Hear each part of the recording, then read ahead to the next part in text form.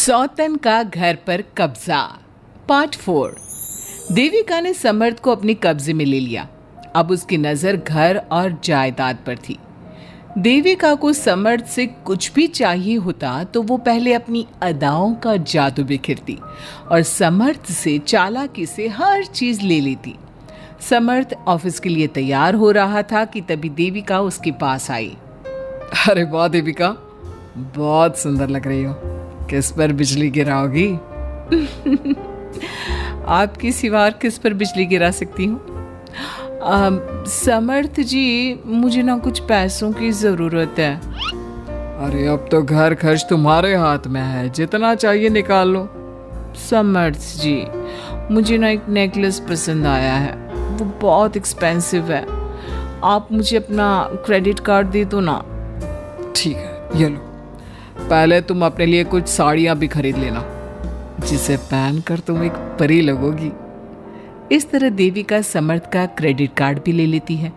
अगले दिन देविका किचन में खाना बना रही होती है, तभी समर्थ उसके पास आकर कहता है, अरे देविका, तुम किचन में क्या कर रही हो? मैंने तुमसे मना किया है ना घर का कोई भी काम करने से। डार्लिंग, आपने मुझे मना तो किया है, लेकिन ये बात याद रखिए, मैं इस घर की मालिक नहीं हूँ। थोड़ा बहुत काम तो मुझे करना ही पड़ेगा ना, नहीं तो आपकी माँ और आपकी पहली पत्नी मुझे घर से बाहर निकाल देंगी। अरे किसकी इतनी हिम्मत कि कोई तुम्हें घर से निकाल दे? और तुम इस घर के मालकिन ही हो। समर्थ जी, कभी कभी ना आपकी बच्चों जैसी बातों पर बहुत प्यार आता है। सिर्फ आपके कहने से मैं इस घर की मालकिन नहीं बन सकती। मुझे कुछ अधिकार तो मिलना चाहिए ना। ओ माय डियर वाइफ, वैसे तो तुम इस घर की और मेरे दिल की मालकिन हो, लेकिन फिर भी बताओ तुम्हें और क्या अधिकार चाहिए? आप ये घर मेरे नाम करा दीजिए, फिर घर में किसी की हिम्मत नहीं होगी कि मुझसे कुछ कहे। बस इतनी सी बात। ठीक है, मैं कल ही ये घर तुम्हारे नाम करा देता हूँ। समर्थ और देविका की सारी बातें अधीरा सुन लेती है और वो जाकर अपनी सास और ननद से कहती है, माँ जी, सौम्या गजब हो गया। क्या हुआ भाभी, इतनी परेशान क्यों हो? मैंने अभी समर्थ जी को कहते सुना कि वो ये घर देविका के नाम कर देंगे। मेरा बेटा तो उस चुड़ैल के चक्कर में पागल हो गया है। अभी तो देविका बहू के इतने नखरे हैं, अगर घर उसके नाम हो गया तो वो किसी को कुछ समझेगी ही नहीं और हम तीनों को इस घर से निकाल देगी। हाँ माँ जी, मुझे भी यही चिंता हो रही है। समर्थ जी देविका के चक्कर में अपना सब कुछ लुटा रहे हैं। मैं अभी समर्थ से बात करती हूँ। मंजू समर्थ को आवाज देती है, समर्थ, समर्थ। हाँ माँ, बुलाया आपने? समर्थ, तुम ये घर देविका बहू के नाम कर रहे हो, क्या ये बात सही है? हाँ माँ, ये बात सच है। बेटा, तू ये घर उसके नाम क्यों कर रहा है? जरा हम सब के बारे में भी सोच, हम सब कहाँ जाएंगे? माँ, देविका कौन सा तुम्हें इस घर से निकालेगी? आप लोग रहना इसी तरह जिस तरह रहते हो। बेटा, तू जरा अधीरा के बारे में सोच, उसका क्या होगा? माँ, आपको अधीरा की फिक्र कब से होने लगी? आप तो बहुत जलती थी इससे। मैंने बहुत बड़ी गलती की है जो अधीरा को समझ नहीं पाई, और वही गलती तुम भी कर रहे हो। नहीं माँ, हर गलती आप करती हो। आप पहले अधीरा से नफरत करती थी और अब देविका से। आप चाहती ही नहीं कि मेरा घर बसे। समर्थ जी, ये आप किस तरह से बात कर रहे हो माँ जी से? अधीरा, तुम किस मिट्टी की बनी हो? माँ ने तुम्हारे साथ इतना बुरा बर्ताव किया, फिर भी तुम उन्हीं की साइड ले रही हो। आपने भी तो मेरे साथ अच्छा नहीं किया। माँ, अधीरा, तुम दोनों को कुछ और बात करनी है क्या?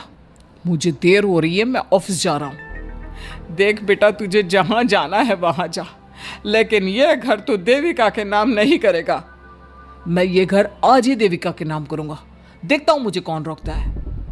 ये बोलकर समर्थ वहाँ से चला जाता है। अपने बेटे के मुंह से इस तरह की बात सुनकर मंजू खूब रोती है। हाय, इस देविका ने न जाने क्या जादू कर दिया है मेरे बेटे पर। मेरा बेटा कभी मुझसे ऊंची आवाज में बात नहीं करता था। माँ जी आप रोइए मत, आपकी तबीयत खराब हो जाएगी। अरे हो जाने दे तबीयत खराब, ऐसी जिंदगी से तो मरना ही अच्छा। इस तरह समर्थ ने अपनी माँ और पहली पत्नी की एक भी नहीं सुनी और अपने घर को देविका के नाम करवा दिया। देविका, ये लो मकान के कागजात, अब तुम इस घर की मालकिन हो। थैंक यू समर्थ जी, अब बहुत अच्छे हो। इस खुशी में आज पार्टी बनती है, आज हम कहीं बाहर चले क्या?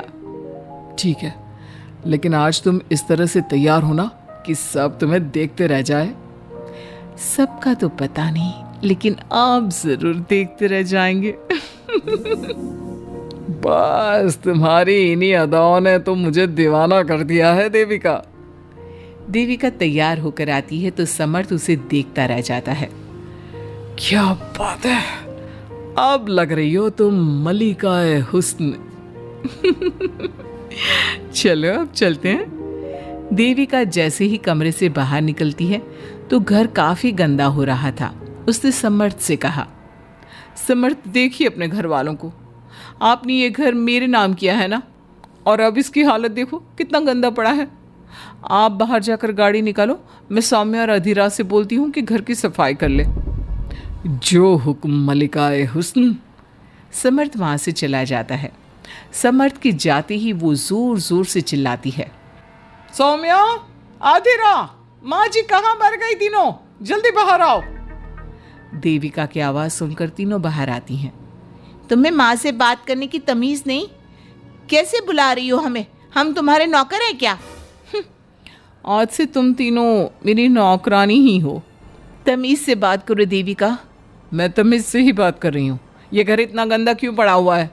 तुम तीनों को इस घर में रहना है तो काम करना पड़ेगा और मेरी हर बात माननी पड़ेगी। और अगर हमने तुम्हारी बात नहीं मानी तो धक्के देकर बाहर निकाल दूंगी। आज रात मेरे कुछ दोस्त खाने पर आ रहे हैं। अधीरा और माँ जी, आप दोनों अच्छा सा खाना बना लेना। और सौम्या, तुम्हें तो कुछ बनाना आता नहीं, तो तुम घर की साफ सफाई कर लेना। चलती हूँ, समर्थ जी मेरा इंतजार कर रहे हैं। देविका वहां से चली जाती है और समर्थ धीरे धीरे अपना सब कुछ उसके नाम कर देता है। अब देखना यह है कि समर्थ देविका के चंगुल से कभी निकल पाएगा या नहीं, और अब अधीरा का क्या?